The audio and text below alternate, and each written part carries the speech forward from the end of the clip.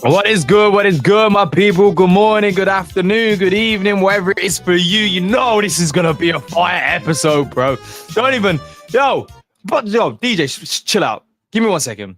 You know This is about to be a fucking banger. Welcome. If you're here, make sure you are reposting this right now because, like, we're having the resurgence. I've been saying it. The momentum's coming back. And today's conversation is gonna be heat. It's gonna be a fire conversation. So give us a few minutes. We'll make sure everything's set up and ready to go. Make sure that you guys pump the space around the timeline, and then we will jump in to today's show. But yeah, man, happy Thursdays. I hope you guys are doing well. Almost the end of the week, end of the month. Hey, August is tomorrow. August is gonna be a big month. Just trust me, bro.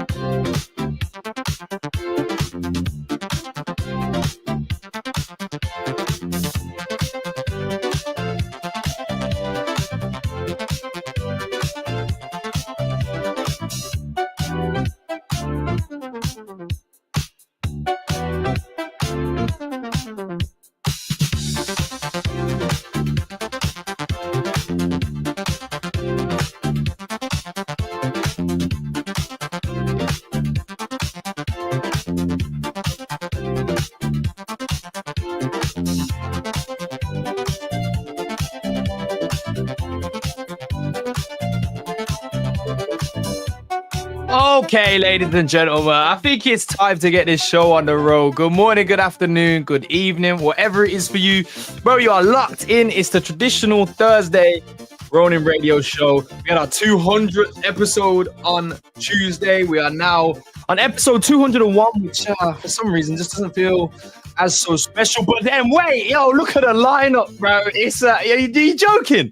This is better than the 200th episode. I don't even give a shit.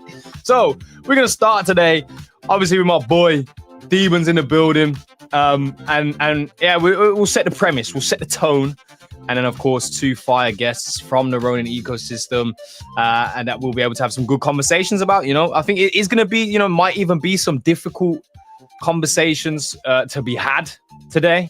I feel like we are grown ass men out here. Luke has built something absolutely monumental in this industry. Kagi has made a bunch of fucking great YouTube videos and cut his dick off maybe 4 times. So great! But like, this is gonna be great, bro. It's gonna be fantastic. So buckle up, get ready to lock in with us. I'm repping the Moku hoodie today because Kathleen already today asked me to call her like she prefers being called mommy over mom. So that happened today, and I thought, I'll throw the Moki hoodie on for that. And it just seems to be bubbling. Jiho said, why are we using Jin? Ronki should be the mascot, or is the mascot of Ronin. This show, it end a boring day. But yeah, Theban, it's later in the day for us. So thank you for everyone that is making accommodations for that. 200 people already in. We ain't even started yet. So shout out to you guys, the community. Theban. Yo. Hello. What do I say? Wait, I can't even say good morning to you. I say good afternoon now, right? Good afternoon. Yeah, it's afternoon here. It feels weird. I tweeted earlier, like I slept in, my alarm didn't go off, and I was like, oh shit, it's Thursday, it's Ronin Radio, and I jumped out of bed, like trying to get ready as fast as I can. I get to my PC, I turn my lights on, I got my webcam on, and I realized, oh right, we moved the show 3 hours later. So I did all that for nothing.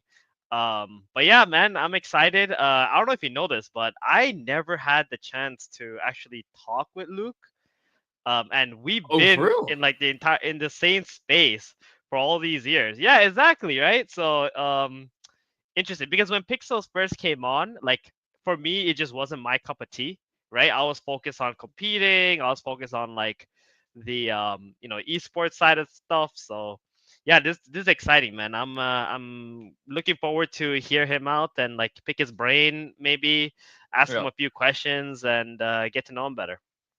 Yeah, absolutely. Well, here it is, bro. The facilitation of the first convo for yourself. We also have Kagi in the building, who on cue, I think will have a camera. He's a content creator, so there. Hey, there it is, bro. It's in the fucking building. What's good, bro? What are you like? I'm ready. I'm ready for today. You know, we actually had been talking behind the scenes about how like hosting this debate, and you know what founder is in a live token ecosystem to be able to have this type of conversation, and Luke obviously being the perfect one.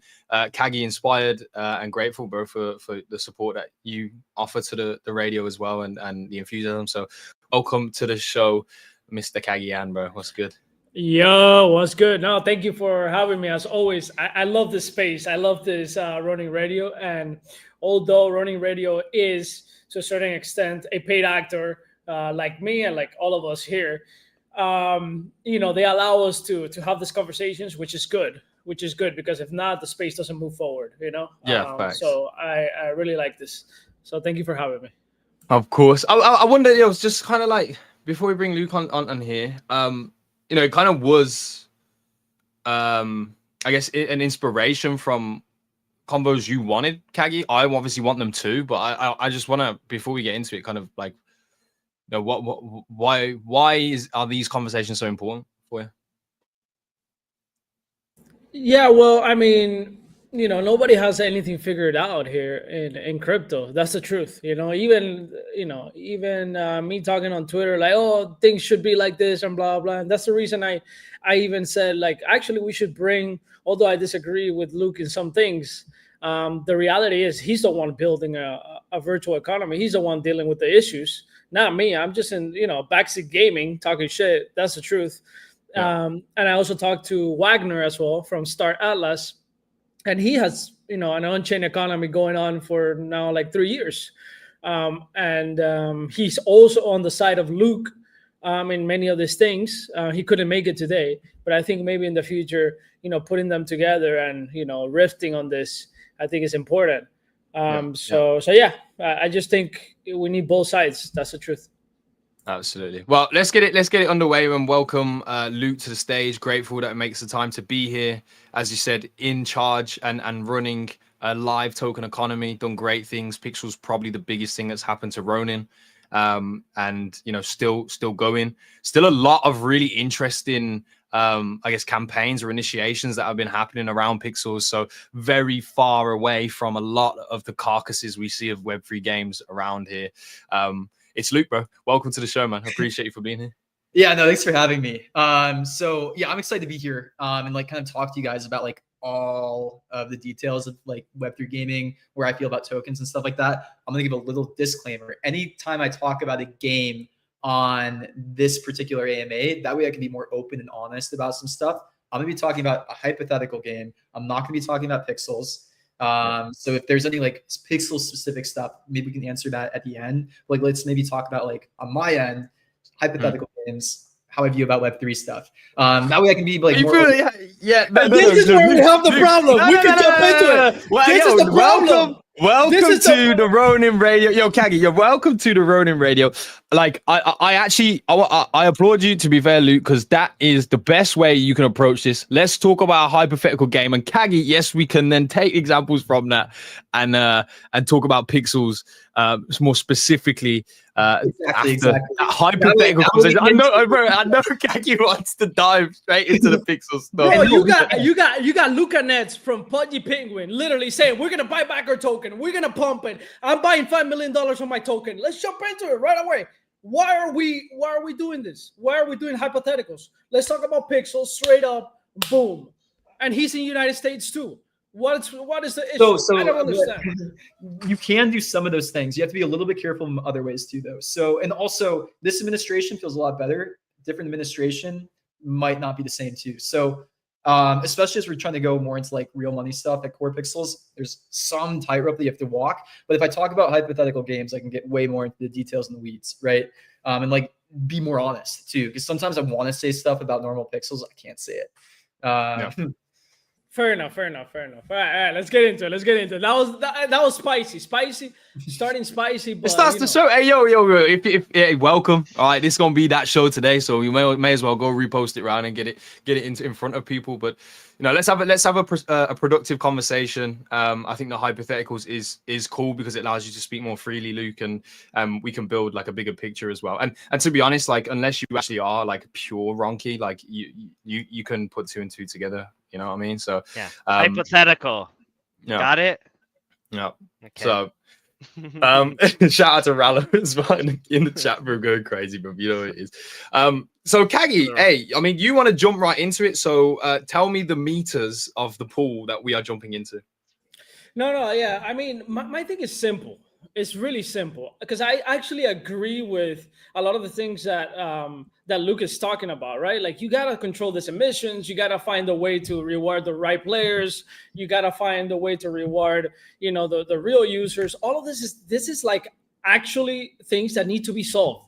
And I think if there's anybody in the space right now, it's Luke solving this. As a matter of fact, you got Pirate Nation kind of like saying, no, Play Doh sucks. We're out. We can't deal with this, right? Yeah. At least Luke is saying, hey, look, we can make it work. We gotta make some sacrifices here and there. So I agree with those things. Where my disagreement comes with most of the gaming founders is it really just comes down to like not believing in their token openly, and that turns out to be bad for the community. When you have somebody like, and I put Luca Nets, he's not the first one that does this. He's just the one, the talk of the town right now. But actually the best airdrop in gaming was Pixels and Pirate Nation, actually, which is weird to say because it's like, oh, we're out, but we had the best airdrop. So it was actually Pixels and Pirate Nation. And Pixels, made people rich. That's the truth. There's people that literally didn't have lands. They didn't have anything. They had $30K, $20,000 in their pocket.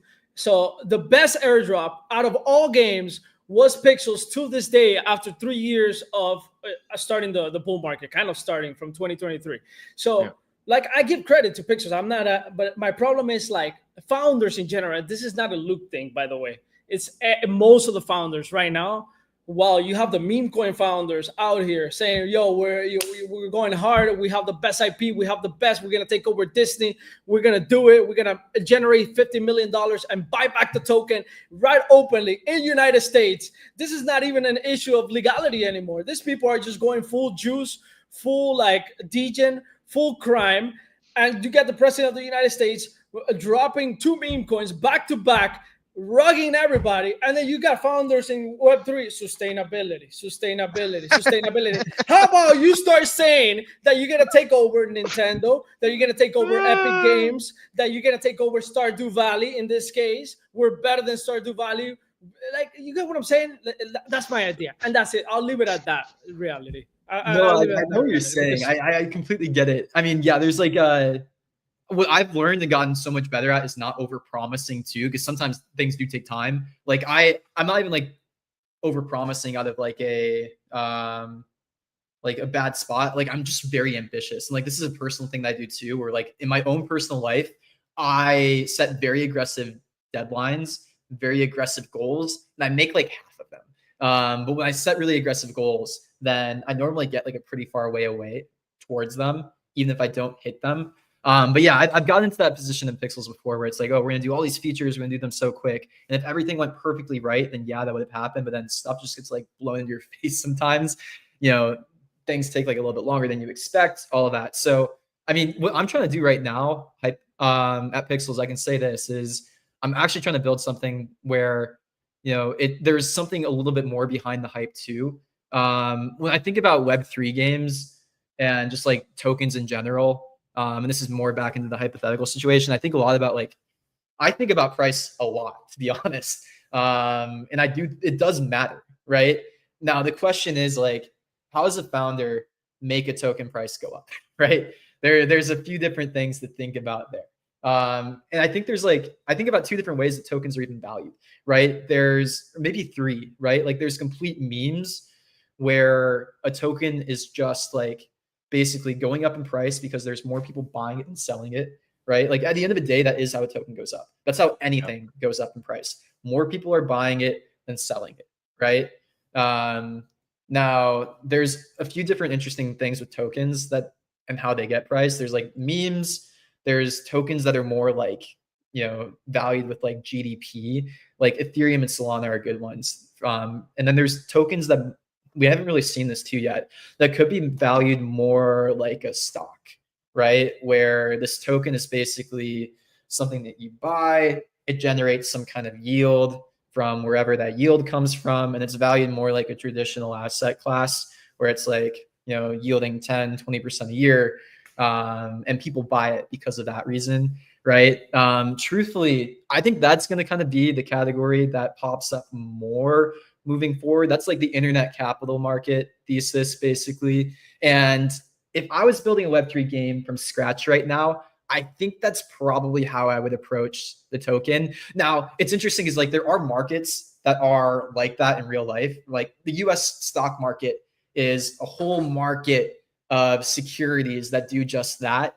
And stock prices also don't make sense. Like stock prices are also memes, is what people forget, right? Like the example I bring up a lot is Tesla. Like that stock is not valued based on its like financial performance at all. But it has a really good CEO who's able to convince people to buy it more than sell it, right? So the price goes up. So there is the job of a founder to like convince people of a bigger vision and something that is like that basically the thing that they're building is going to be massive. Now Tesla probably wouldn't be able to get people to buy it if it didn't have any of the fundamentals, right? Like if it made no revenue, if it didn't have like any, good financial goals there, right? So you need some of that too. So that's where crypto is kind of weird though, because there's literally none of the fundamentals in any of these like tokens right now. Like no token is valued based on anything fundamental. But I think my thesis is basically like as market matures in like 10 years, that's probably how it's going to be. I think some founders might be able to take advantage of like building out fundamentals and having like the meme pile on top of it, right? Because if I'm thinking about like if I'm going to buy a token myself, like I would probably want to think there's some long-term value in it, right? Like there are some people that like day trade memes, tokens, all this kind of stuff, and they're really active on it. But like truthfully, I would much rather put money into like Ethereum or something like that if I knew it was going to keep going up. Like if I knew its performance was like increasing a bit slower, a bit less risky. Hopefully we're going to start to see some access to that kind of stuff. So that's like the high level of what I'm thinking. And like if I was like suggesting stuff to new founders too, but at the same time, you got to still bring in some hype, right? Because more hype, this happens with IPOs. More hype brings more funding, which means you can build more, which means that you can like, achieve those goals that are fundamental quicker too. So if you don't have the ability to like bring in any traction or hype to something, you're missing out on like a ton of resources there too. Yeah, I mean, I'll add to that real quick, and then we can just like break down some of the things that you're building, Luke, because I know you're doing like VPixel. You have like this app token, which I'm not really a fan of, but maybe I also haven't like thought about it like very deeply. I did see you have some convos with some founders, like the Kuroto founder. He was asking too, he's like, why do we need this? We could just do it off chain, but then you explain some things and it made sense. It made sense to me too. But I kind of want to know a little bit more about that. But talking about the hype part, we can see examples in crypto, like, for example, Mana token. And I don't want to talk shit about these teams. I'm sure like these teams have built their thing and whatever, but they don't have no players in Decentraland. This token is just trading and trading and trading, millions of dollars being traded. And you put Mana on Twitter and you have traders literally throwing TA on these tokens. So they have basically hit the infinite money glitch where these traders are not looking at the fundamentals. They don't care. They're just trading the token. And as long as the token is traded, there will be money being pumped into it. And of course, there's market makers and all that stuff, blah, blah, blah. Now you got the Sandbox as well in the same situation. Much love to Sandbox. I have collaborated with them a lot. They have paid for my content, and I'm sure I think I have something coming up later with the Sandbox. But the truth is that the Sandbox has struggled with bringing new players to their ecosystem. But what they did do was basically collaborate with everybody and their mother, anything from Adidas, Snoop Dogg, Paris Hilton. They spent all this money in 2021 and they hit the infinite money glitch. That token literally does 2 to 3x every time there's a pump, it goes like from like 20 cents to like 80 cents. And you're like, how? What is happening here? You know? And that's what we want for the games that we are playing. And we're actually playing pixels. There's people playing pixels, right? There's communities built around pixels. And we want that not only for pixels, but for the games that we're playing. And it seems to only be happening with these dinosaur coins that have hit the infinite money glitch. Yeah. So that's basically where I'm at with this. Those coins, and then the one team to break through has been Pudgy. So how this works basically is they're kind of, you have to think about it from who's buying tokens, right? Truthfully, retail, like the people listening to this AMA, like you guys are really probably not the ones that are going to be moving the price of a token. You're buying or you're selling, to be honest.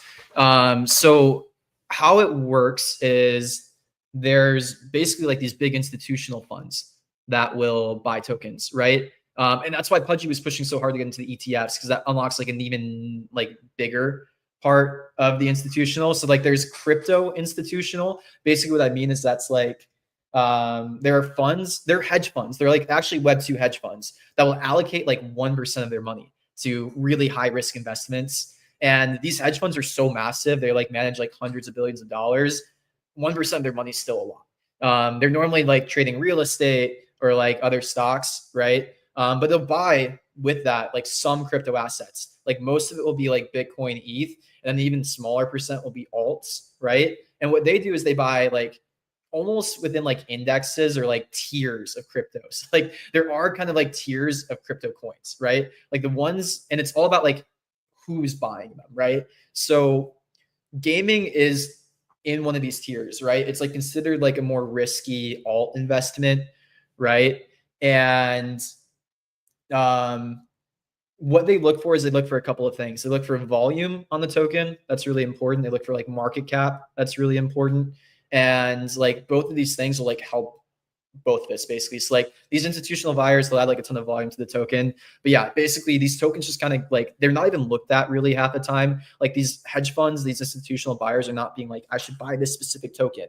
Like they buy from like a basket of tokens basically, where they're like, I'm going to buy from gaming over a certain market cap. And Sandbox and Mana have already been there for a long time. Yeah. So they have a ton of benefit from that. And then, yeah, Pudgy, ETH, Bitcoin, Solana, like they're in ETFs now. So they have access to like even bigger institutional buyers, and that'll stabilize the price a lot. But that's why they're like, are all these betas, right? Where like, you know, mid to lower market cap tokens will like swing way more up and down in price. Like if ETH is pumping, you know, you might see like some of these other coins pump a little bit, and then like the next beta like pump even more, right?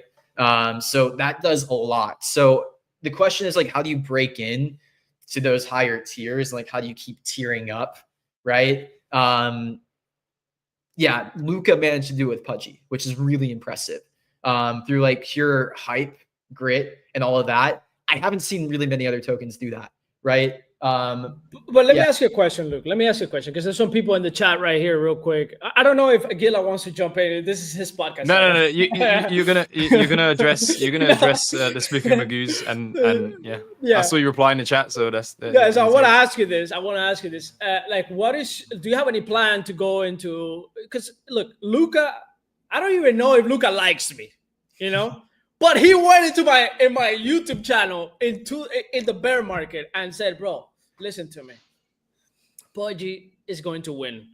And I have the podcast there on my YouTube channel. In the bear market, he told me this. And he was going to every single podcast saying he was going to win. You know, he was telling people. I didn't believe him 100% there. I like what he was saying. I like the vision. But I didn't believe him 100%. If I did, I would have had 20 Pudgies. But he did that over and over and over and over and over and over until like it just became the truth. And I don't want to pin this on you, because I think it's a problem in Web3 gaming. It's a Web3 gaming thing. why are all these founders? What is it with all these founders that they can't envision, right? And put their vision out there and plan it and say, hey guys, we're gonna take over Nintendo. Right along. Well, Get on the fucking train. What is it with these founders that well, don't here's the want to thing: if do you that? say that you're gonna take over Nintendo, like you gotta prove it at some point, right? So that's kind Then of go the difference prove between it. like Yeah. meme coin. Yeah, that's the difference between meme coin and like utility token or like gaming coin, right? Where like pure attention that might help us get users, all of that, but at some point, like the story that we're telling is like if we're gonna be bigger than a Nintendo, like people are gonna be like, okay, where's the users? Where's the revenue? So But not really. But not really. I will push back on that. I will push back on that because somebody says something about Robbie from Immutable. I have always given Immutable shit because Immutable has been one of the best, literally, marketers with no users in this space. Now they're actually doing a little bit more community building, and I give them a lot of credit for that, actually. But bro, these guys just went out there and they sold their chain to everybody and their mother, and they're coming out in every podcast saying like, look, the industry is worth $200 billion. And at some point, everything is going to transfer into NFTs because players like to trade their items. They like to generate revenue through maybe selling their items that they bought a couple of years ago, blah, blah, blah, blah, blah. And he's putting that vision inside these investors that are honestly dumb. This is dumb money. When people say smart money, it's actually not that smart. Smart money is actually one of the dumbest money there is out there. So like you tell them a vision, you got to sell them at the end of the day. You got to sell them. And this is what I don't see Web3 doing. They just don't do it, you know? And I agree that with is my that. point. Yeah. So a couple things there. So one, what Immutable did well is like also first mover advantage. Like they got into the institutional funds quickly. It's like they already got that institutional leverage. So how do you break into that?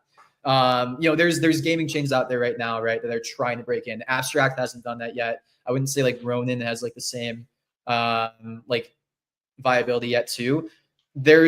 Think about the model too though. Like it's way easier to sell a vision, and this is like an issue with some of these game tokens of a chain that supports all games. Like that's more like Nintendo versus single game token. Like if you were to invest in something, right, you wouldn't want to invest in Smash Bros. You'd want to invest in Nintendo's, right? So that's a bigger vision already. Like that's one part of the storytelling that founders need to get right of like, how is this going to be so massive that this is like bigger than single game? That's why we shifted our strategy from like just pixel token utility inside of the game to like staking and all of And that. more publisher like and collaborating with other games, right? So, Kagi, to Yeah. what you said about, these people coming out and being like, yo, we're going to be the next Nintendo and everything. Like, for you to say that, you have to truly believe it as well yourself, right? And the only way that you're going to truly believe it is if you know the step by step of like what you got coming out next. So some of these founders, like anyone actually in the space, some people are lost in like the moment that they're in right now. They're trying to solve a lot of problems as is. For example, with the Penguins, they knew what their pipeline already had, and they knew that no one else was doing what they're doing, right? When they launched like all these plushies inside stores, it's like people were just genuinely surprised. They were like, "What the fuck?" Like, "Oh, we can do that." Yeah, but Like, bro, they we were can all go. doing all the online shit, and then they did something completely different that nobody else thought of. That's what gave him the vision to believe in that to begin with. Yeah, but we could throw it back to Axie. 2021, they had it. They had it. We all said it. It was very clear.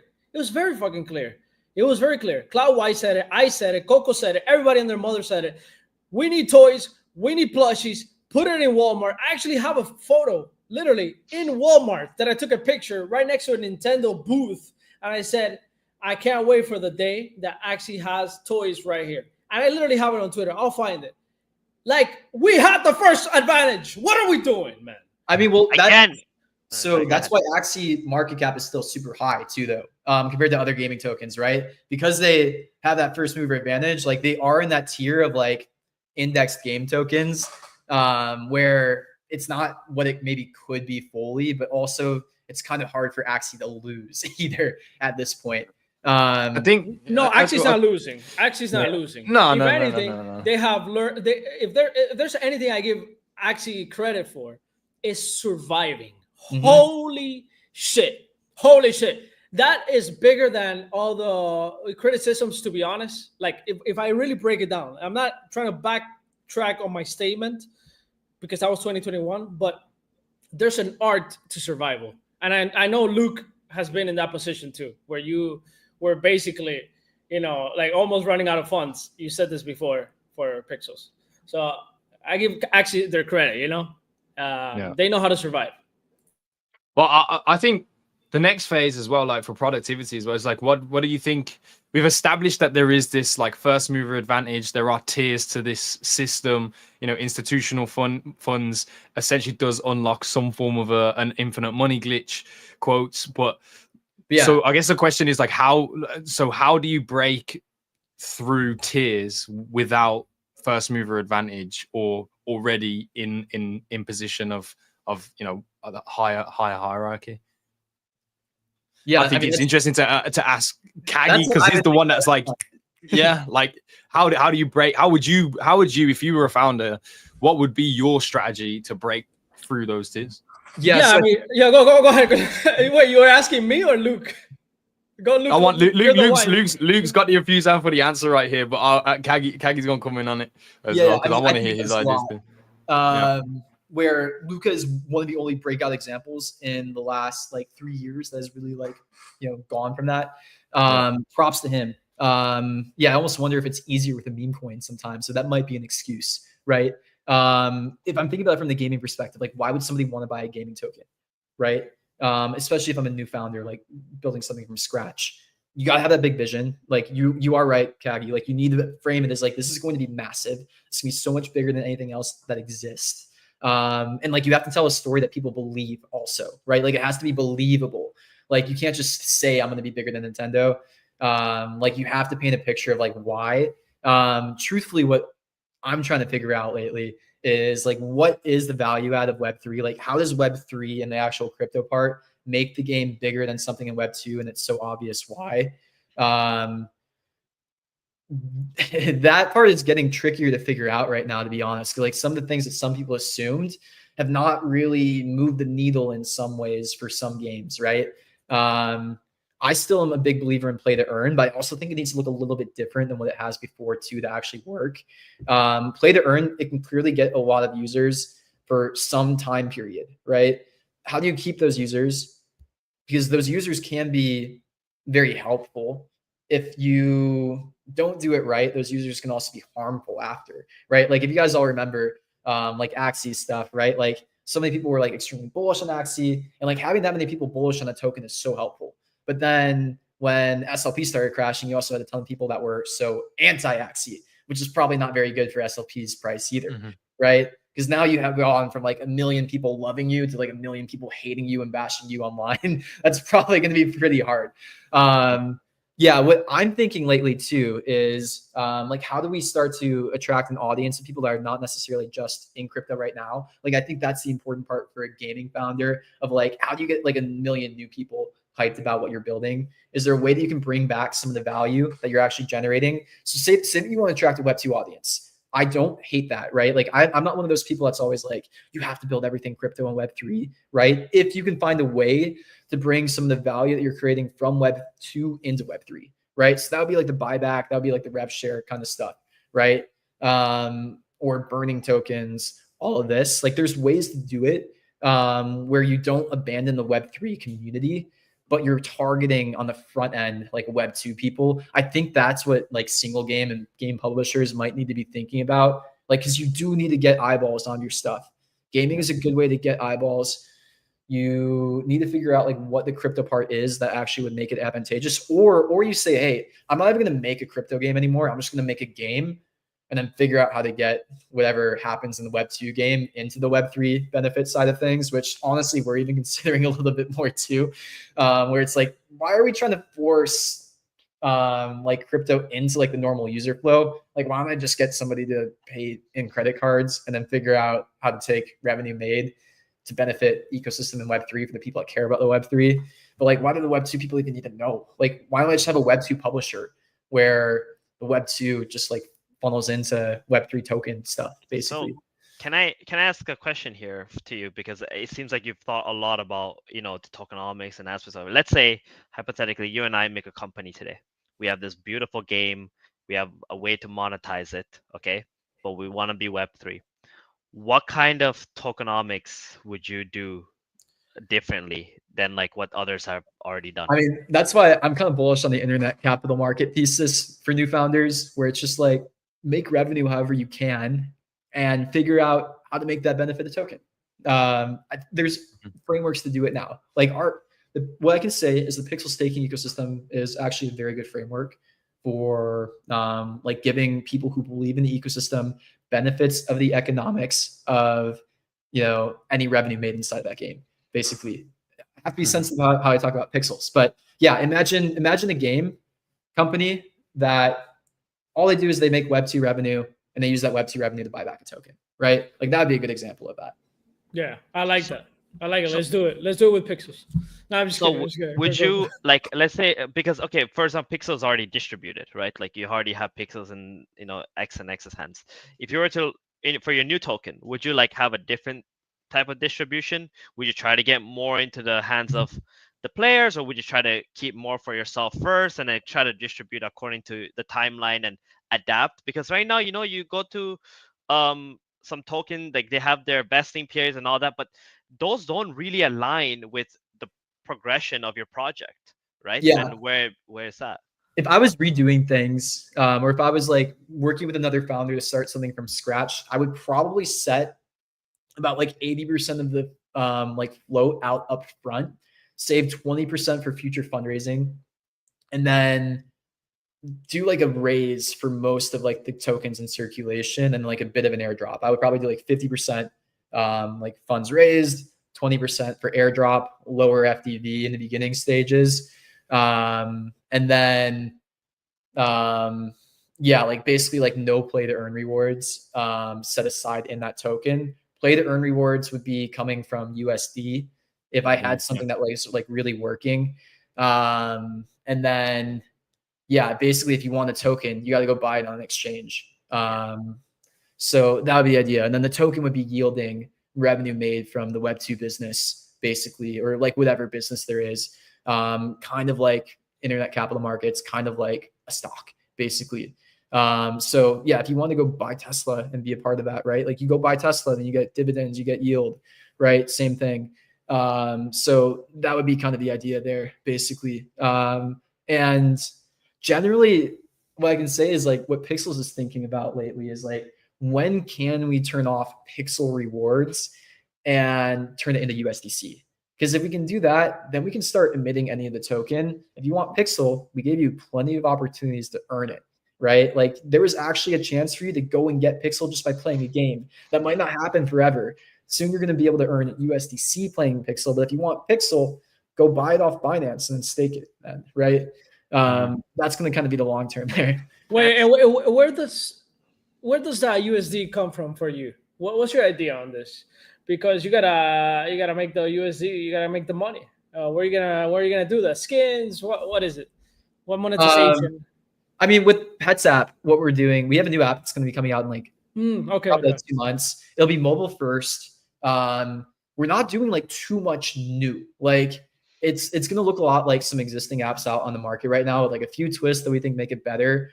And we're gonna be charging like fiat payments, like credit card payments, all of that. Like we might take in crypto payments, but I honestly think that's too much friction because I want to make revenue from a Web2 audience, right? And make money like a normal game would, basically. And then we're trying to figure out like the Web3 components of it. Like we're building it Web2 first, basically, where I'm just trying to monetize it as easy as possible with Web2 revenue. And then what we can do with the staking system, which is great, is if the Pets game in our game wants to be a part of the staking ecosystem, we can join the staking ecosystem. It wants to be competitive. It's going to need to give out USDC rewards to its stakers in order to like be in the staking ecosystem, right?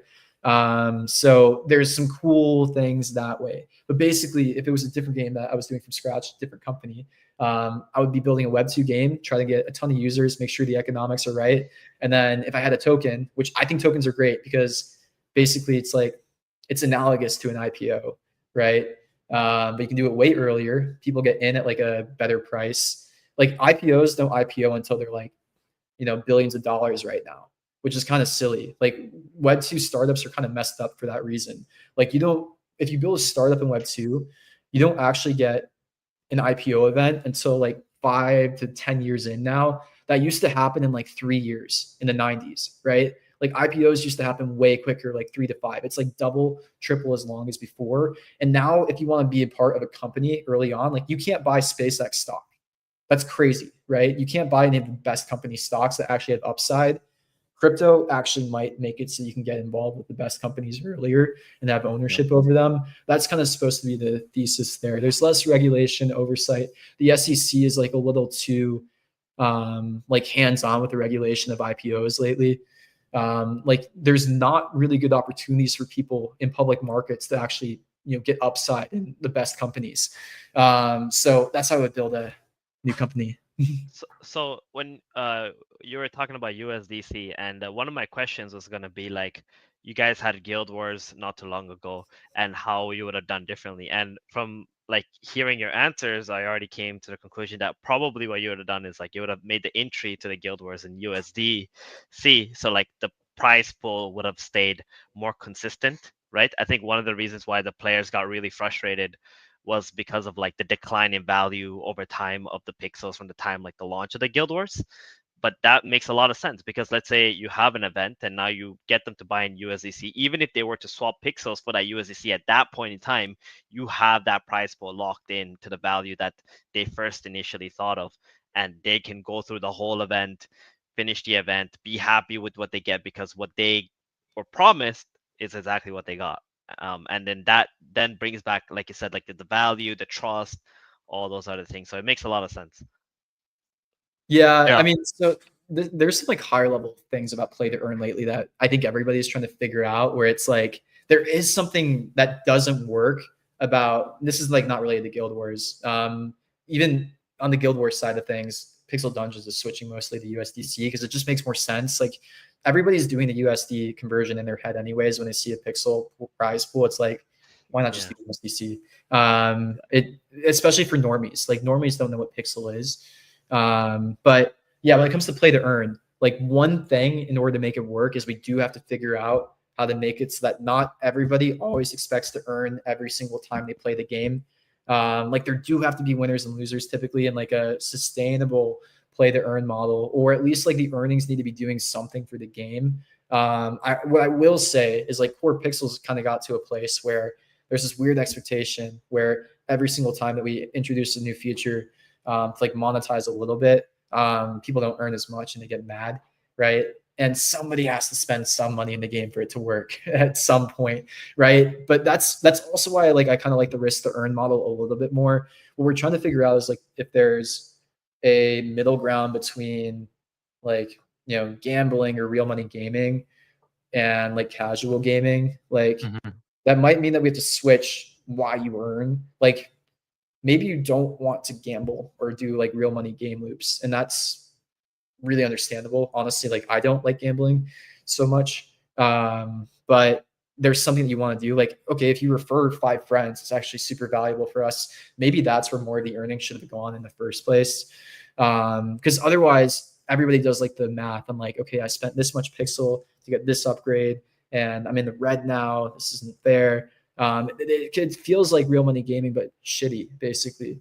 So but I don't think it matters. That's my issue. I'm gonna jump in here. I don't think that matters right now. We're in a bull market. This is the problem. This is my problem with Web3 gaming right now. These are things that we should be thinking about in the bear market, right? In the bear market, nobody's fooling anybody here anymore. Like in general, I mean, like in crypto, we all know every token is a Ponzi from top to bottom. Every single one, including Bitcoin, which has better fundamentals, better, token emissions. It has, but it was able to Ponzi their way into becoming the asset class that will back the world. Okay. And same thing with the US dollar, another Ponzi. We're all in a Ponzi. It's a whole Ponzi. Even real estate is a Ponzi. You go to an area where there's nobody there, and you say, you know what, I have $100 million. How about we do 10 apartments here, and we call this the Haven. The Haven. This is the best place. And they start selling it. This is the best place. This is an exclusive place. Bro, there was nothing there. You just had a vision and you sold this Ponzi that this is like the best area ever. It doesn't matter where it is in life.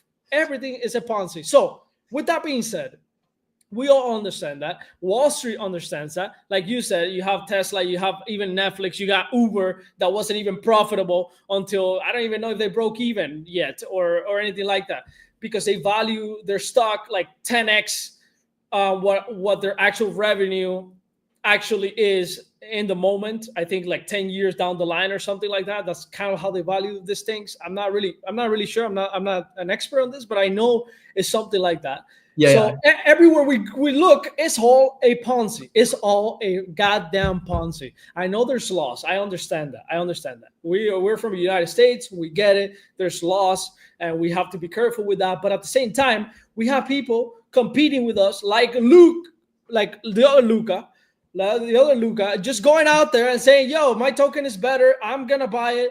I'm gonna pump it. I don't give a damn. Let's go. Boom, boom, boom, boom." So if we don't play that game, like for me, it's crazy that GameStop has more success as a meme token, right, than actual crypto gaming meme tokens. How do we not have a top 100 coin? How is gaming not in the top 20? Like not even one coin. That is crazy to me. That is insane. It pisses me off with this sustainability garbage. And it's garbage from a narrative standpoint. I'm not saying from a fundamental standpoint. So you understand, this is where I'm at with this when I say this, because I don't want to like offend you thinking like, no, what you're doing is trash. It's not like that. It's the narrative standpoint that pisses me off of the sustainability. Of course, we don't want emissions everywhere. Of course, like you're just gonna bleed if you're just emitting stuff like that. But it's from a narrative standpoint, it's annoying as fuck. It's just annoying. Yeah, no, I agree with you. So like how the thing is, Pixels went up in price when it was giving out the most UST and rewards for a bit, right? Because there was some belief in the play to earn narrative by bigger markets at that time, right?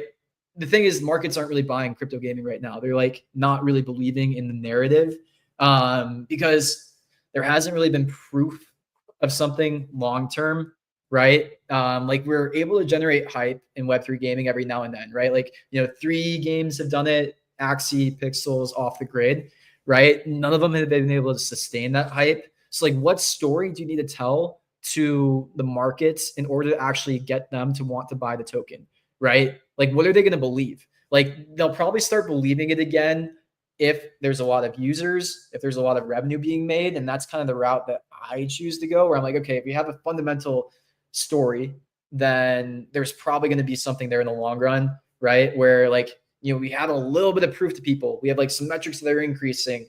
Then people are probably interested in the long run, right? But it's funny because like the sustainability topic goes into 2 directions, right? There's this tokenomics part and like this like buyer seller part. There's also sometimes players who are like, just give me more. And that's not really helpful either, where it's like, the player-based sustainability question is like 2 separate things basically, where, you need to figure out models. Like from a player-based perspective, like not everybody can earn. That's never going to work, right? So we can't just say like screw sustainability for that reason.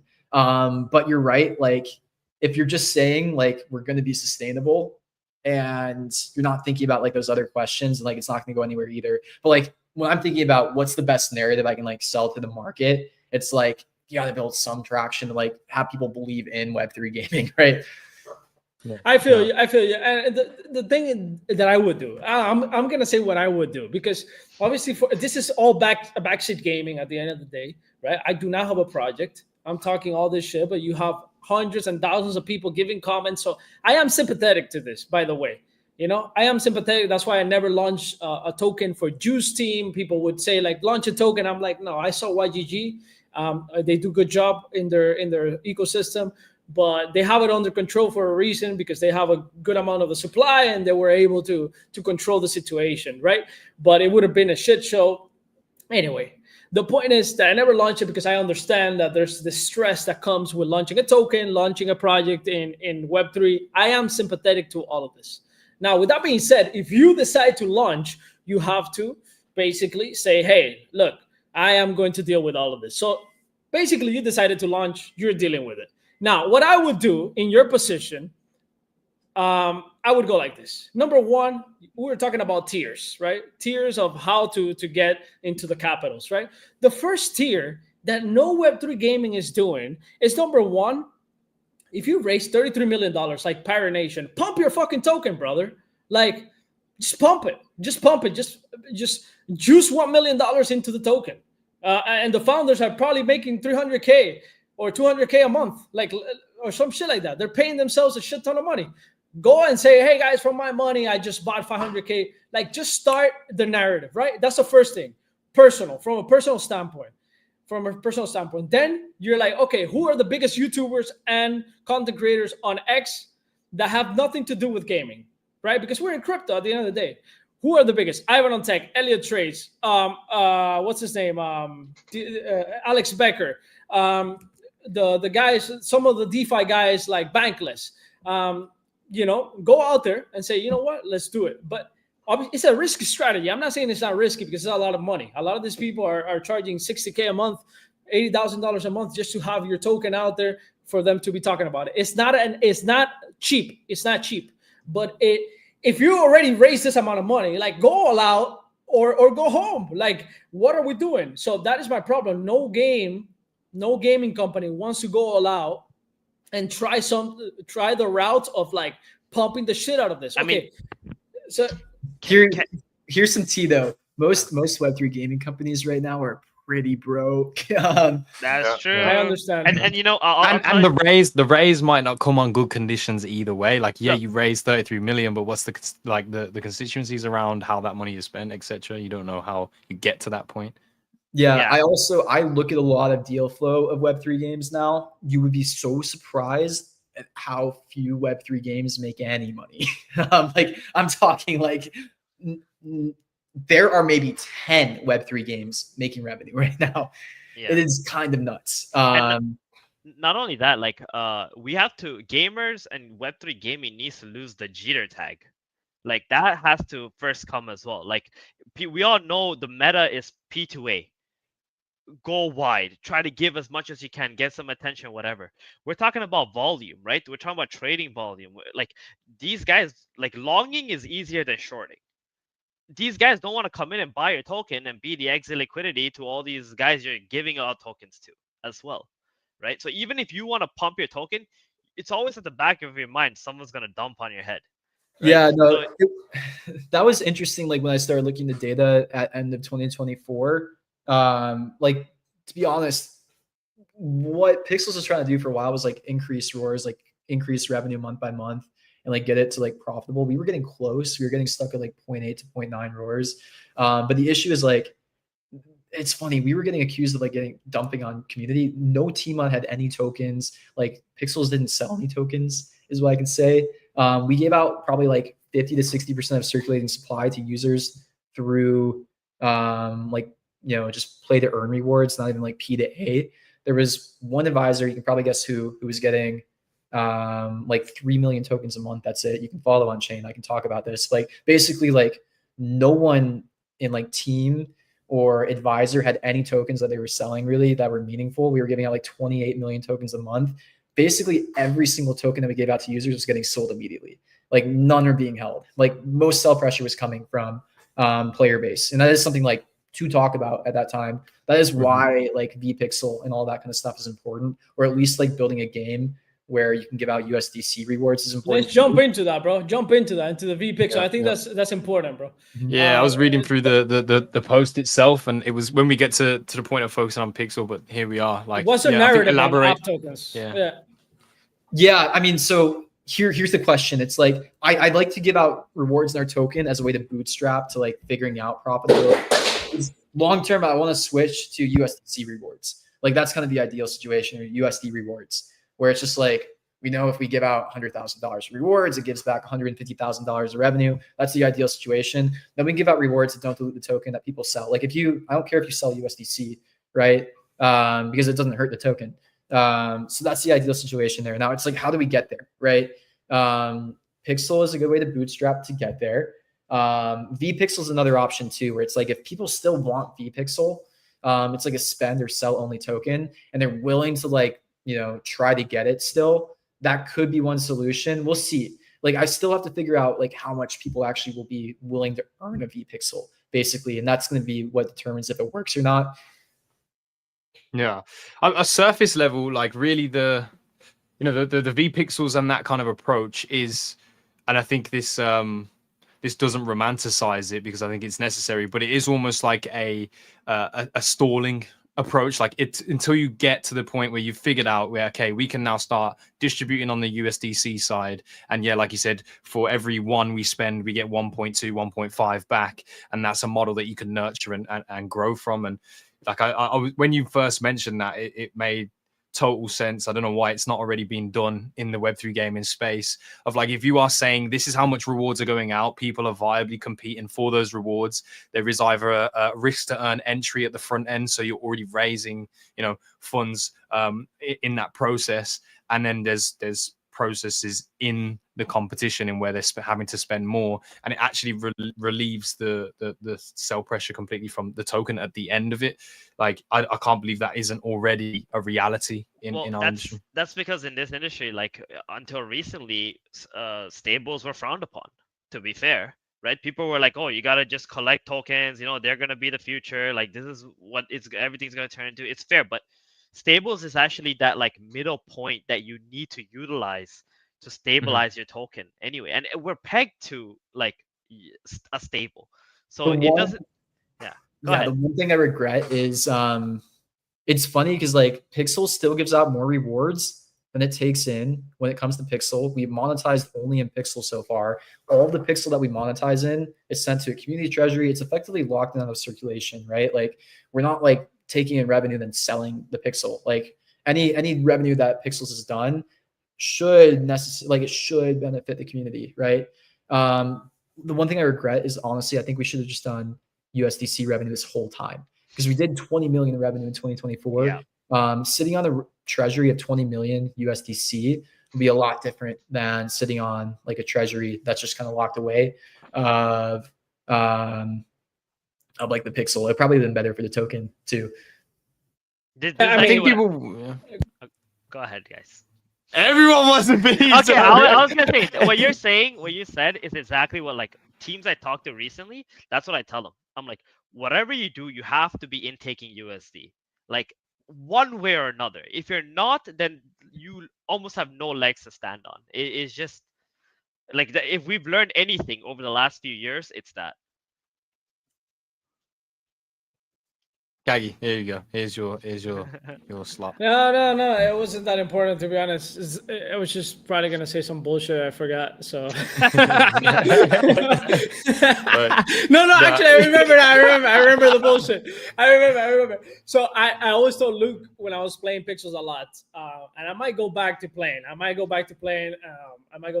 But when I was playing Pixels a lot, and I think it's an opportunity problem, so that people understand. I was a little bit mad that I wasn't introduced into the game earlier, to be honest. I saw people that, like they're cool peeps, but I should have been in the game walking around, NPC. But my NPC is there now. My ego has been touched properly. So, no, but for real. I always told Luke, bro, like introduce like gachas and stuff like that. Like I wanted to gamble on new stuff. And I feel like also there's a missed opportunity, and that might be a little bit of work to do, but everything should be on chain. Those fees, you would be generating fees on all those items that we had, right? Like that I have a bunch of items on my lands, and even if it's a few dollars trading on the Mavis market, like you put those items, that's like extra revenue. Maybe not that much, but it is something extra. Honestly, it wouldn't have been worth it getting them on chain. That's why we didn't. We also looked at Pixel Chain too, for example. and like launch your own chain, math didn't make sense there either. Like it's actually really hard for chains to make revenue. So if you're trying to build out like the revenue narrative, it's really, really hard from a chain perspective. dApps make way more revenue than chains. Yeah, so that's why like the gotchas were pretty effective, but also people didn't like how we did them. So yeah, that's the one area where it's like, oh, I think gotchas should probably be on chain long run. That way odds are fair. Pirate Nation, I like that team a lot. We disagree with how much should be on chain pretty significantly. I don't think most people care. But on chain gotcha makes a ton of sense where odds are fair. Like that one, I'm like, okay, yeah, because we've messed that up enough now where I'm like, okay, I don't want the heat. We'll put that part on chain. That way the odds are like not questioned. Yeah, but what would you miss on revenue in terms of like, for example, I want to sell my winery. I can't sell my goddamn winery. I can't sell it. I have to talk to people and blah, blah, blah. And I can sell it. Like these are like priced items, right? I'm not talking about like the low level items. I'm talking about priced items that I paid a shit ton of money for the winery. And then I have to go P2P. And then I have to like peer to peer. And then I have to like be a certain level to be able to transfer. And it's like, bro, this is a priced item. Like you're missing out on a 7%, 10%, whatever you put on the Mavis market or your own marketplace. You're missing out on a $7,000, sale that might happen back and forth. Like I'm sure you have generated a pretty good amount of fees through NFT lands, right? Maybe not to sustain your game, but I mean, it is that little extra that you get. Like, why not?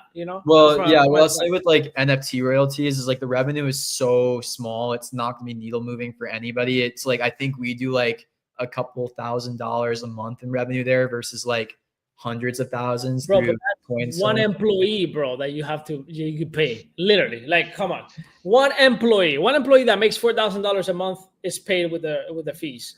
Like you gotta like that's business, like that's just but like cost perspective, it's like we would rather focus on like how do we 10x that 100,000 versus like focused on like NFT royalty revenue. I understand the approach though, because I misquoted and said favorable, but I meant like Lumaterra kind of proved with their introduction to Ronin at how like supercharged marketplace and tradability of items can become. But look, I'd play both sides of it and say that there's so many complexities that it adds, and then also the production of it, like for you guys to build the infrastructure for that to be the case. Again, we could say it's time taken away from trying to 10x the larger revenue models. But I hear what you're saying though, Kagi. I would want to 4 billion on chain. 4 billion volume on chain. I'm not saying that necessarily Pixels can reach those numbers because there were different times, but it could, right? Like it could reach a couple $1 million in volume, and you're just missing out on that free money. Like why keep it in? I don't know. Whatever. It's a selling point. It's a selling point for a tier breaker too. To be fair, like you start proving the volume that moves around in the game ecosystem, but and then obviously those assets start to get priced, in tandem with the game's movement, the tokens movement, and those other things too. But I guess that is a preference thing. But in my opinion, if I was deep into Pixels and there was certain things that I'd curated after time and weren't able to really distribute them in a certain way, like that would arguably bug me in one way or the other. All right, next. No, this has been a great talk, honestly, guys. Like, we're hour and 10 deep, bro. We are hour 10 deep. We've had some spice, and it's been good. I learned I learned some things, and also like I got some ideas, cooking in my head from this conversation that we've had. Because honestly, people don't talk about this stuff. Like they never talk about this stuff. You'll see like other podcasts, they'll go on and they'll be like singing Kumbaya together, you know what I mean, and like fucking pumping up their communities over nothing. But this is stuff that I think in time, as the knowledge circulates, it will move the space forward. You gotta do this again. I feel like we could be spicier even than we were on this conversation. We got stuck on the token part, right? We didn't get into anything else yet. We got stuck on the token part, but it's such a big topic, so No, and I think other founders, having conversations with other founders that you can actually, understand each other, because at the end of the day, we are the gamers, we're the players, and we're just talking shit from the outside too. But I'm sure you put Wagner here from Star Atlas that has 3 years of live service and on-chain economies, Yeah. he's gonna be able to riff with you about this stuff in a much, at a higher level, like I know for sure. I know for sure. Because I talked to Wagner and he told me, bro, what the fuck are you saying on Twitter, bro? He told me. And I told him, bro, that is the way that we have to go. He's like, bro, his perspective is like, no, bro, we have to stick to the sustainability because you got to understand, blah, blah, blah. He gave me a few points. I'm like, yes and no. Yes and no. But that's the thing. I'm in the yes side, but also on the no. Like, we have to pump this shit, We have to pump this shit. And it's all about, and last thing I will say, there's this DeFi protocol in the bear market that I invested in. I'm not going to say the name because I'm not trying to pump the token or anything like that. Like, I'm not trying to tell people to go buy it. But they said, okay, we have this model, VE model, right? VE model. We're creating this VE model. You're going to be able to generate revenue. If the volume gets to a certain amount, you're going to be able to generate this amount of revenue, blah, blah, blah, blah, as a token holder, blah, blah, blah, blah, blah. At that moment, there was no volume in the bear market. It was the vision that he planted on some whales, right? I invested in that. And that is generating almost like $3,000 a week right now because it is a top DeFi protocol on AVAX. Right, and now it's gonna be the top DeFi. The same team is doing the top the DeFi protocol. That same DeFi protocol, they're bringing this to the Linea blockchain, and the same team is bringing that same protocol to the Hyper EVM blockchain. Right, so they have the same formula for all these three chains, and all they did was planet the vision. So a lot of these gaming teams are not planning the vision of what they want to do in the future. They're not even saying, guys, here's what we're going to do. We're going to release this game, and then we're going to try to generate revenue here, blah, blah, blah, blah. We want to get to the level of, I don't know, maybe Epic Games and Fortnite and Roblox is too big of a picture. But, we want to get to mid-tier studios where they generate this amount of revenue, blah, blah, blah, blah. Like, they're never talking about this. They also don't talk about how much you have to spend as a gaming studio, right? They never talk about this stuff, right? Some of these gaming studios are burning literally $1 million a month, $500K a month. People don't understand this. So if you don't tell people the truth that this shit takes a lot of money to make, right? They can't, unrealistic. Yeah, they can't even match you. They can't even match you. A DeFi protocol doesn't need to spend $500K a month, right? Like a gaming studio. So, like, teams are not even being transparent about their own issues. It's like everything's perfect. Yeah, we're gonna sustainability. Yeah, bro. I know you're spending your $200K, $500K, $1 million a month, and you're burning through that. It's very hard. I understand that. I get it. But most of the people that are here do not understand that. So if you tell them that, they're gonna sympathize with you a little bit more. And this is for for teams out there that might be listening. You're not even telling them your issues. Right? Some of your issues. And you might think that's weakness to talk about this stuff, but it's not weakness. If you tell people, they will lower their expectations, but don't lower the expectations by making an article and saying play to earn is dumb. Like these people from Pirate Nation that literally have 2 years building a game. They haven't iterated shit. I talked to a whale in Pirate Nation and he told me, yeah, they haven't updated the game in 5 months. Like, what are you saying? It doesn't work because you haven't even tried new things.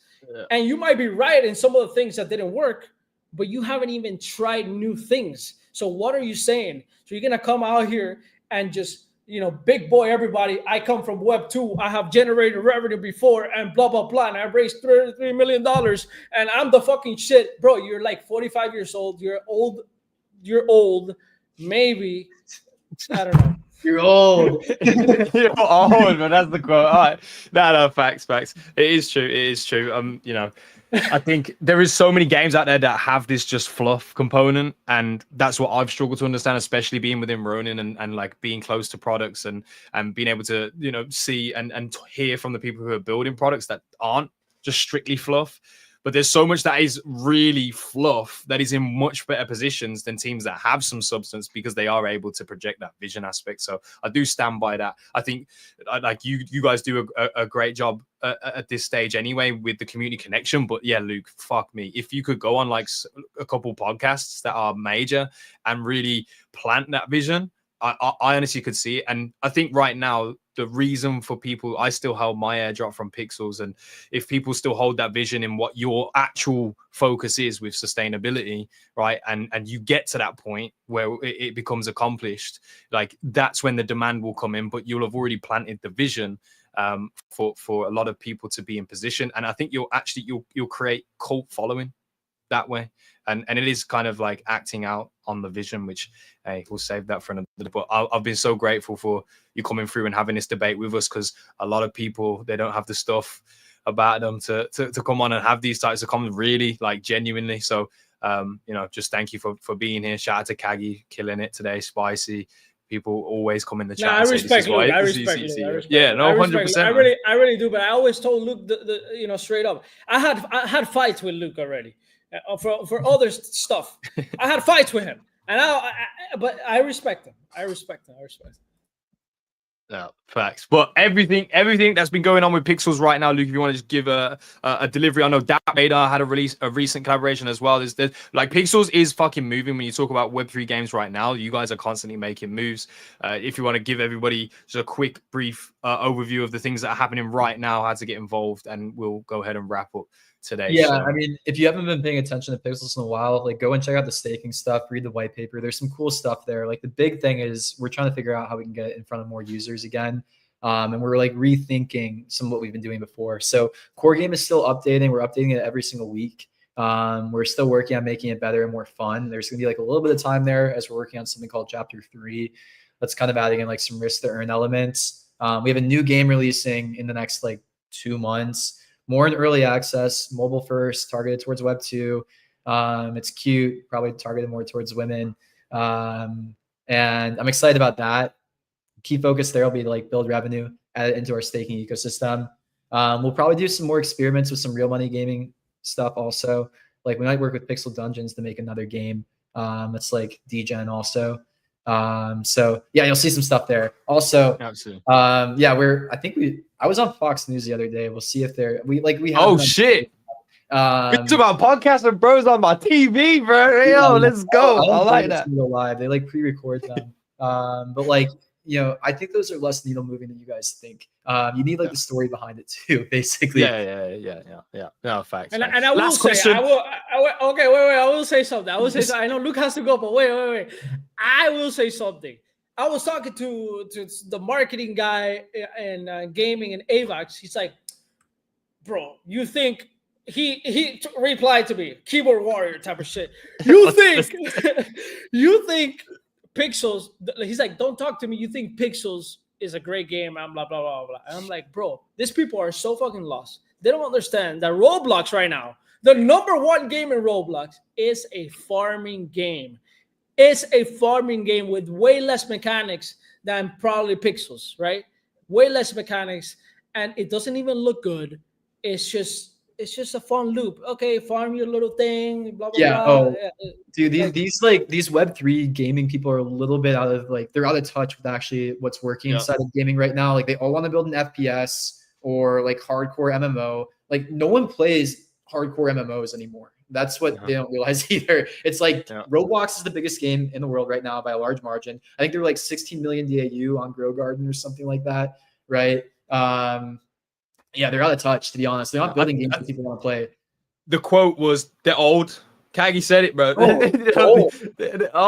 No, fact. I mean, if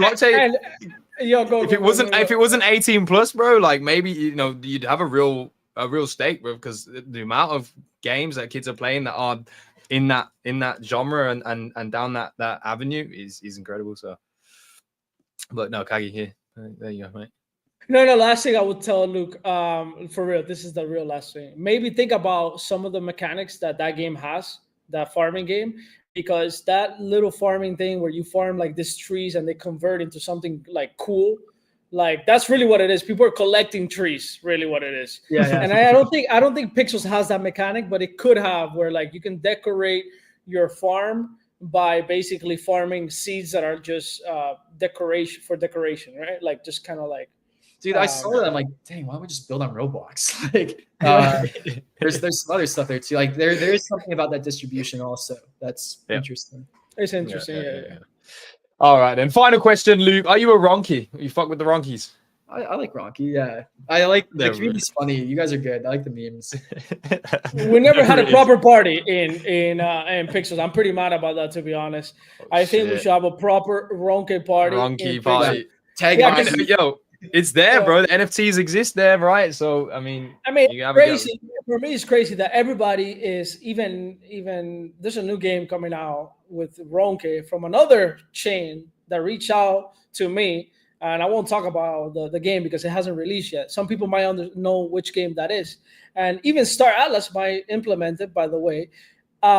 So like, I feel like there should be more on Pixels about Ronke, about this community that is going crazy. There should be more parties. We should have a Ronke party. We should take over Pixels. Yeah, give us a portal to a realm where just fucking Ronkies have free roam to do retarded stuff. It makes sense. But no, thank you guys, bro. Listen, Luke, a pleasure. I appreciate it. We'll definitely do this again. We'll bring through some more founders as well, so we can go back and forth. But yeah, man, appreciate you and thank you for being here, man. Yeah, thanks for having me, guys. This is fun. Yeah, I get Kagi on more of these too. I feel like he's spicy, bro. Important. Yeah, we need somebody. We need that spicy take person on the space more. I can't afford him, Luke. That's the real answer. Oh yeah. Luke already bought me out. Don't worry, we're good. All I'm gonna say is I'm a Pixel holder. I've been a Pixel holder for a while, and I'm a Pixel holder for the long term. Even if I give him shit, even if because there's not a lot of founders like Luke, to be honest. Luke is in the same realm as the Axie founders in terms of like trying new shit, like just figuring shit out, like there's not many doing that. That is just the truth. For me, it's literally Axie, Pixels, and Star Atlas. These are the three for me that are always kind of testing new shit, trying new stuff. And it's just, that's where I'm at with and it's crazy because we haven't seen new founders. Maybe there's someone abstract right now doing some. Maybe the Cambria people too, also doing some stuff there. Yeah, I like Gigaverse. I like some of the Duper. I like that team too. There are some like newer founders too. There are some newer founders. That is true.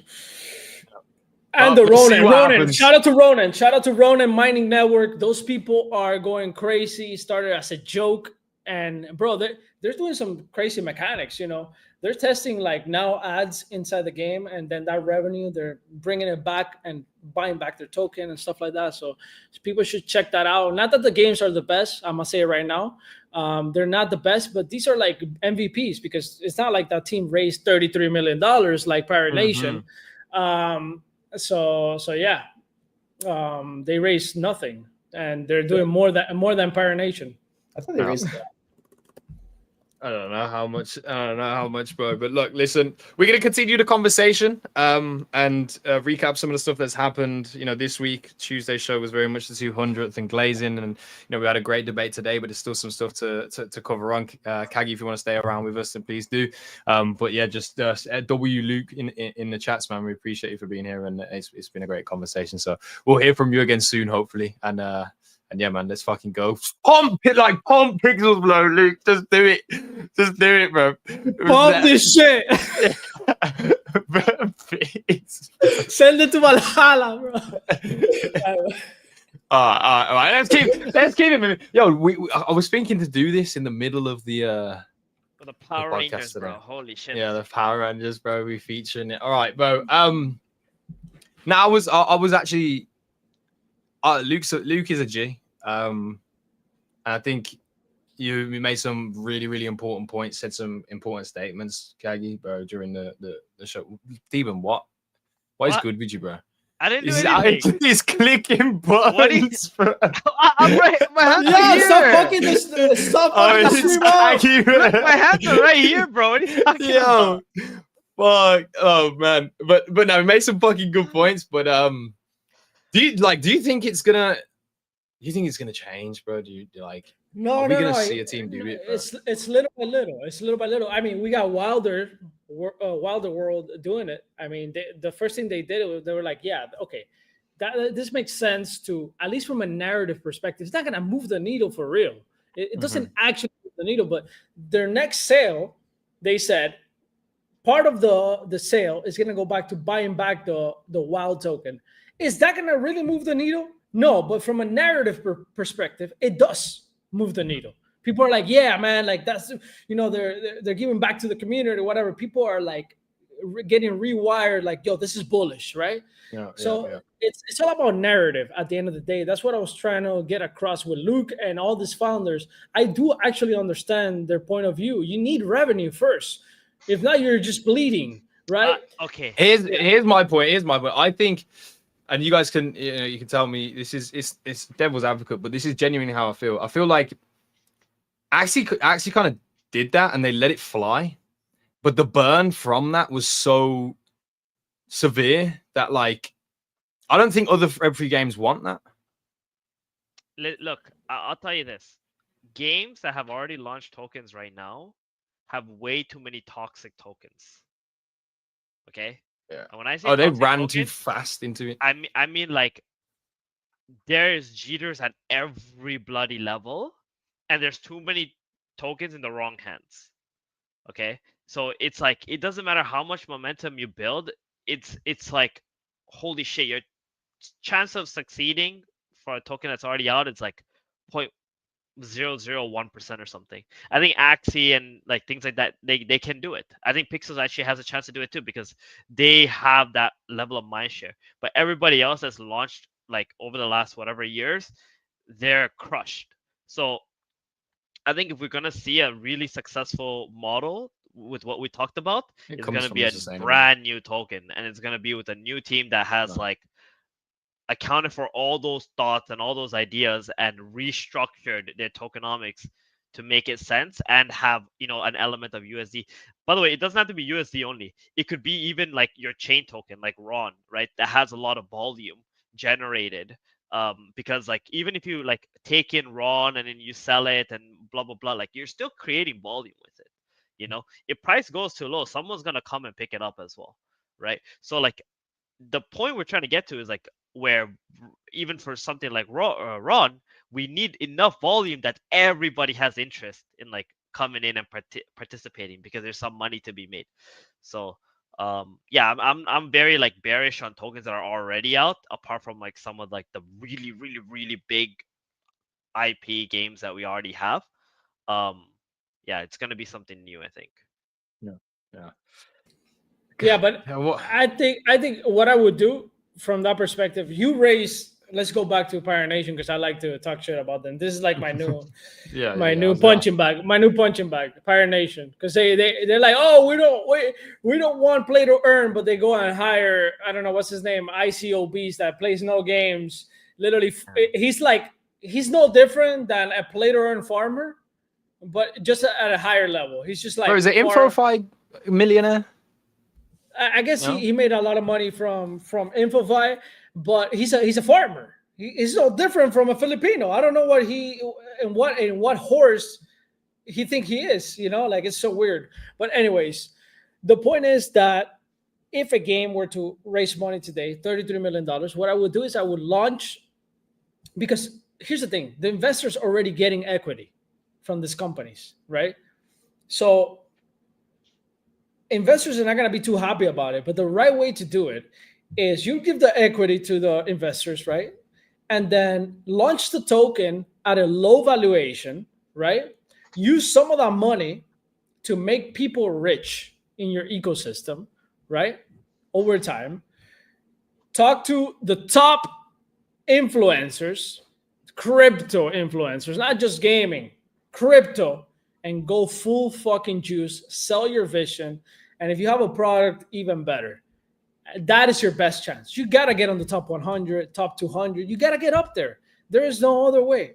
If not, you're just like, what are you doing? You have to go try to get up there. And I'm talking about the teams that can't raise those amounts of money, right? Not all teams are raising that amount of money. Some are raising 1 million, 500K, 2 million. Angry Dynamite raised 5 million. Maybe that's not enough to do the strategy. But some of these teams, like they raise so much, bro. And they haven't done shit. They haven't done shit. They haven't tried any of this. It is crazy to me that we don't have a gaming token up there. That is culture. Gaming is culture. How is gaming not up there, bro? Yeah. It's just what like do you think? Recent events, right? Let's cover some of the stuff that's been happening. And you touched it, Dino Coin, right? That dropped. I saw the post. It felt like, I mean, the event was the event. It was very farmer friendly. Pointless for a lot of players. Bro, the problem with Angry Dino, a good game. It's an addicting game. I love the game at the beginning, but when they do this campaign, they're at the same time they're doing two things. They're saying, "Hey guys, our token is not for speculation, right? It's a utility coin." They were very clear about that. But at the same time, you're farming people. So what are you doing? Why are you saying one thing on this side and then on the other side you're also farming people, and then you're also selling chess for 180 RON, and then your NFTs are valued at 0.5 ETH, right? So bro, you are doing two things at the same time. You are creating expectation while at the same time saying do not expect anything. So it's either one thing or the other, right? Bro, what? Don't put chess for 100. If I'm spending 180, which I did, I spent on a chess 180 RON just to test it, because I like to test these games. I like to test the mechanics. What are they doing, right? And I spent 180 RON. I wasn't really expecting anything. I don't actually care, right? I don't actually care. So I put 180 RON. That's a lot of money, bro. That's $80 for a chest. So you're giving me, my airdrop was $1. I mean $4. So you're selling a chest for $80 in your farming campaign. But is that all you got? Just the airdrop from that? Yeah. No, I mean, do you get anything else in this chest? No, I got items for that airdrop. I need explanations for this. Does it anything else? Like, for example, can you use those items in the game or anything at all? No, you can't. So that's my point. It's like, why are you selling that and then saying no, don't expect anything? Also, so you're selling me something that I can't use anymore, right? It was like items for me to get more airdrop, but it's it doesn't. Wait, hold on. What happened to this coin? How did it go to? This is what I'm saying. I need explanations. Is that the right coin? I don't think that's the right coin you're looking at. I need explanations. There's no way that's the right. You're looking at the 4 hour. Maybe you go to 15 minutes. Let me see. Let me get you the token address right here. Yeah. Amy. Let me get you the token address. I got you. Go ahead, Steven. Yeah. No, I was gonna say let's say if you buy a chest, you get some stuff that you can play the game throughout, and then at some point you keep farming and you keep accumulating some tokens. I don't think a game should have to give you an ROI instantly, right? I think it's okay if you get an ROI over a course of a year or two or whatever on your $180, if it gives you a big experience too, right? Or more, maybe you don't even get an ROI, but you enjoy your game, right? I think that's a workable model as well. Or at least you need something like that to have a game that can sustain itself. Yeah, I agree that, and I don't understand why they sold that. I don't understand why launch a token anyway. I don't get it. What was the point of that? What was the point? What was the point of? The thing is, a lot of the people who invested into these gaming previously, right? They promised a token, because remember, a lot of these guys got investments back in 2021. With Axie and everything popping off, and they saw AXS and what SLP and all these things were doing. So in their deck, when they were selling their product, they promised tokens, and now they're just owning up to that promise, or else they have to go back to the investors and be like, well, we use your money, but we can't really launch a token. And then they go well, how the fuck are we gonna make anything out of what you're doing? What's good? Obviously, the right thing to do would be find some revenue model, maybe don't launch a token, blah blah blah, and so on. But other people get frustrated. It's not just your investors; it's also your community, right? Who bought NFTs, who bought into your vision, and that you're gonna launch a token and all that. So there's multiple pressure, man. For the people who are launching right now, If they're launching right now, it means that was planned like 3 years ago, right? So maybe like teams who are being made now, who are gonna launch like in the future, are gonna have much better distribution, tokenomics. Maybe they won't launch a token, as you say, and they would just have games and experiences. Yeah, I agree. I agree. A lot of these teams come from the old days, but I think I agree. Dynamite. I think they raised 5 million just like a couple months ago, like 6 months ago, or 5 months ago.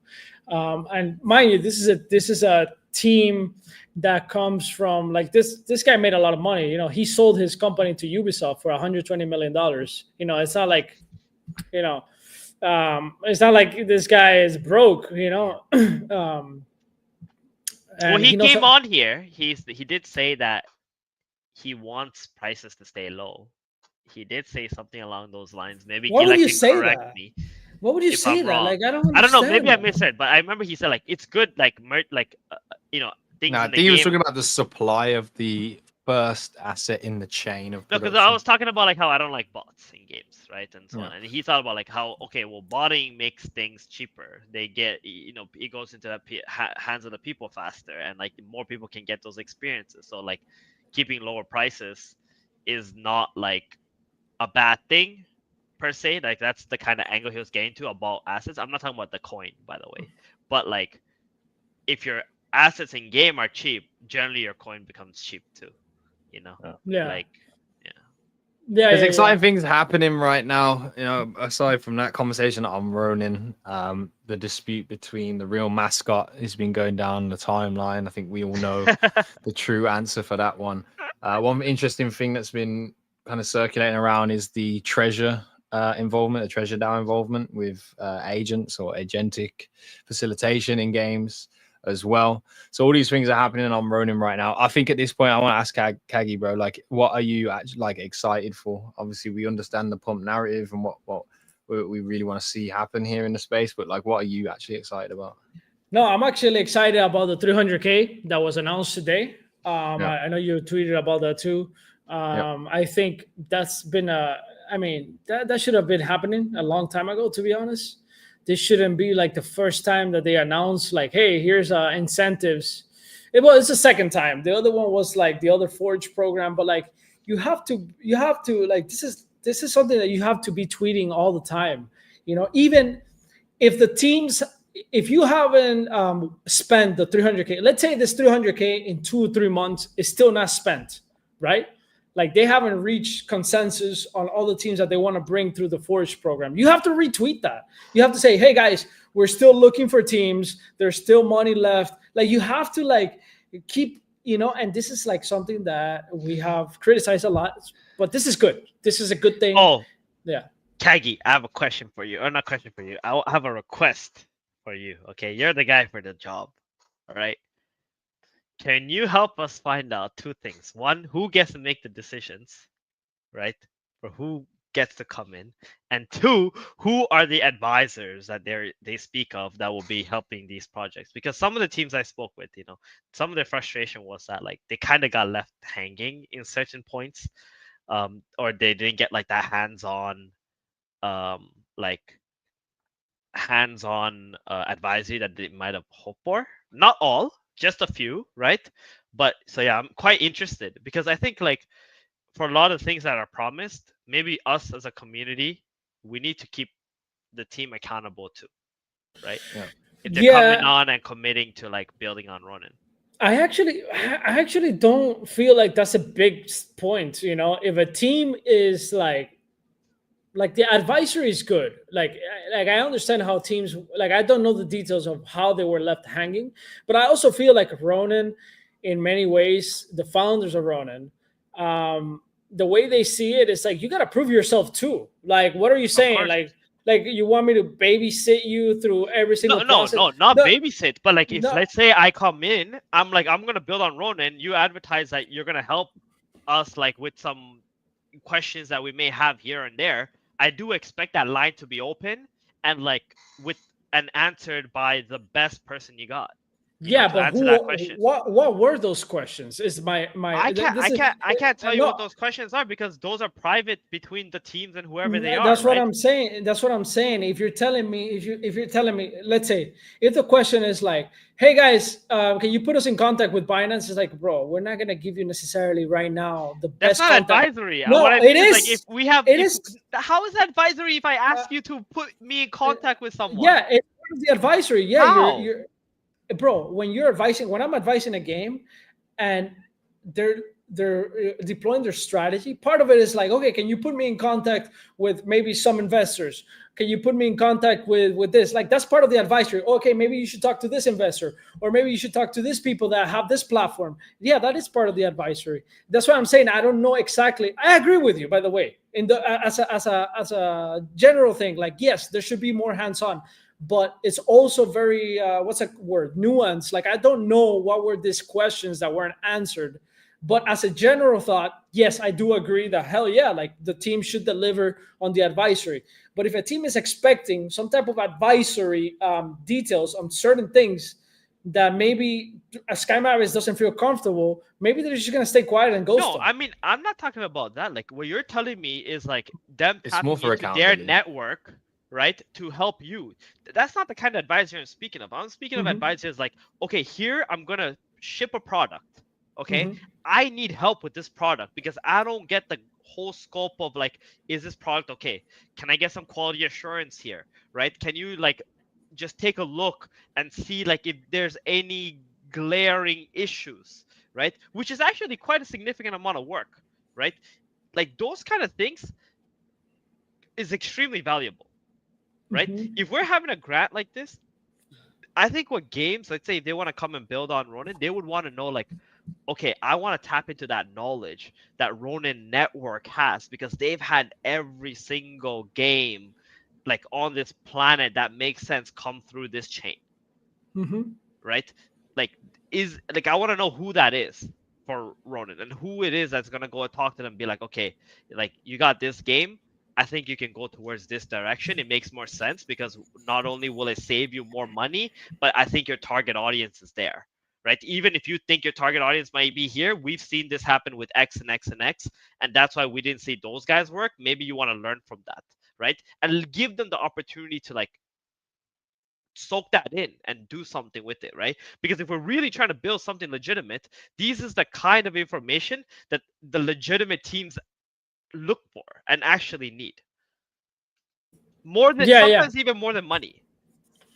No, yeah, I agree. I agree. I don't know. I would if I were to speculate, it's probably a Jihos more than anything. But do you That think Geos would actually be involved? Like considering how busy he is and what he does, like you think he would be involved in I day I to think day studying like I these think he grant would. projects? I think he would. I think he Okay. would. He can be involved. Yeah, maybe not at the scope, but that's what I'm trying to say. Like this, that's I'm not trying to like shame these teams, but like part of like coming to Ronin or any chain. Actually, other chains are worse. Is what I'm trying to say. At least at least gamers here, like you, like me, like Gilla, some of the people in the chat, like we've been through this stuff. If anything, a lot of the advisory even comes from the community, right? Some things that I you don't get that in other chains. In Solana, you don't necessarily get that. Maybe in Abstract you might, but not really. Like these experiences that we've been through is also like a collective thing. And I'm not saying that I'm not trying to dismiss what you're saying, but for example, Wild Forest, something I saw that Wild Forest did that was really successful was like, bro, before the airdrop happened, they already had spending inside the game, right? That I have never seen a team do that. And I'm like, of course, that makes sense. You know, that makes total sense that you can spend the token inside the game. Maybe the token is valued a little bit more later or less. Too bad. If you want this item inside the game, if you want to do this action inside the game, you better take the bet and spend your tokens without knowing the USD value. Okay, so I think that's a good way to start burning tokens from the beginning. And I saw that in Wild Forest, and I went to Kuroro and I told Kuroro, hey, they've been doing this. I think that when you guys launch the game, and play the airdrop and stuff like that, you should have some spending with the tokens that you already earned from the airdrop. And right away you start burning. So that's the thing that is happening in Ronin. That doesn't happen anywhere else. So I think these teams also have to take some input from the community. They have to be self-sustainable. They can sustain by themselves. And maybe the problem is that some of these teams, they just suck with engaging with the community too. So just putting that out there. But if I were to guess, I don't think Ronin necessarily has the scope to have an advisory kind of like group of people that are helping. I don't think they have a team like that. Not that I'm aware of anyway. So I don't know. Yeah, it's important. It's important to know as well. I think the main the reasoning for that delivery is surrounds the accountability factor of it, so that it can be held accountable, and then it can be improved, or at least shed light upon or focused on to be better. 300k is a decent portion of money to be able to give grants. It would help and change a lot of the environments for teams and open doors for them. I understand the other side of it, of where like now as an open network, it isn't this white glove service anymore, but there does need to be some kind of intermediary where teams are coming on and they are having that facilitation of support on top of what actually ends up being grant and funding for them to see their visions out. But with time it gets better. This is the first Forge since last year, October, September time. So excited to see what this might bring. But also I think there's a lot of people that have been building over the last 2-3 months that arguably should have some kind of prioritization if they are applying for this Ronin Forge grant. Like, I know it's important for us to go and outsource devs to come into the Ronin network, but one reason an external dev may turn their head and come towards Ronin is upon seeing indie dev companies in Ronin actually winning. So I think that's also a big factor too. You mentioned it, people like Ronin, Kitty, Burncoin. I don't want to miss anyone off the list, but there are a ton out there that you can go and explore. And I think, us seeing maybe 1 or 2 of those dev teams really starting to win, and we can start shouting about it and be loud about it, would be bigger marketing than an external team kind of coming in the immediate. I think it's a quicker cause action to the cause, like for the result to happen. So, but it's an hour and 46 minutes in. We had the spicy debates. We covered a few things that have happened this week. I'm about to fucking rug this shit. Kagi, appreciate you for being here, my bro. We actually are gonna have to let's keep working on it. Let's accumulate some more founders, get those types of debates going more. So, I like having you here on the show too. I actually, why I like it? Sometimes I can just shut the fuck up, bro, and listen into a good conversation too. Seriously. So I love this radio thing, because I know I can do it, but it's like I've been thinking about this for a long time. I can do a show and bring founders in, but bro, the amount of work, people don't understand the amount of work that this takes to show up every single fucking day, and talk to people, like just trying to get Luke here and Wagner here and the other one here, putting the time together for them to coordinate, to blah blah blah, and we couldn't at the end bring them all together, and then Hantao, I think we invited him too. Like there's a process to all this stuff, and then doing it repeatedly, it's not easy. It's not an easy thing. This is like you have to show up every single day, and that's why I like coming here, because I can just not give a fuck. Not do that side. Yes, I'm just a guess. Yeah. Facts. No, it's all good. It's all good. Yep, it's rugged by Gila. Last question though, real quick. Trevor actually asked this twice. The Spellborn leak obviously is Ronky's on there. Trevor's asking the question. He's been asking this in the Discord as well, and like obviously we don't know the answer to this, but is Spellborn going to go cross chain with Ronin as an element in that? Ronke.